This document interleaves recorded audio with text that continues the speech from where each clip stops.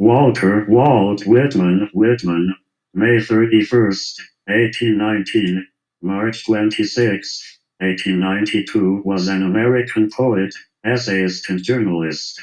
A humanist, he was a part of the transition between transcendentalism and realism, incorporating both views in his works.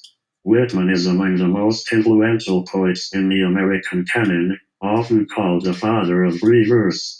1. His work was very controversial in its time, particularly his poetry collection Leaves of Grass, which was described as obscene for its overt sexuality. Born in Huntington on Long Island, Whitman worked as a journalist, a teacher, a government clerk, and, in addition to publishing his poetry, was a volunteer nurse during the American Civil War.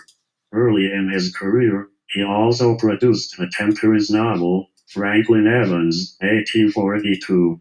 Whitman's major work, Leaves of Grass, was first published in 1855 with his own money. The work was an attempt at reaching out to the common person with an American epic. He continued expanding and revising it until his death in 1892. After a stroke towards the end of his life, he moved to Camden, New Jersey, where his health further declined. When he died at age 72, his funeral became a public spectacle. 3.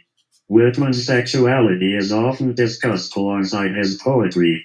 Though biographers continue to debate his sexuality, he is usually described as either homosexual or bisexual in his feelings and attractions.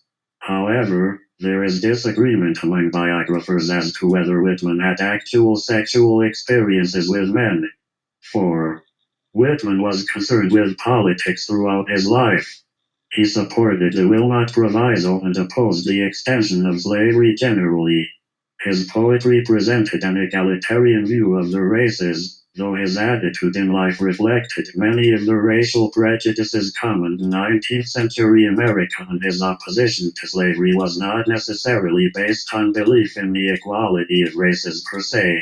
5. At one point he called for the abolition of slavery, but later he saw the abolitionist movement as a threat to democracy.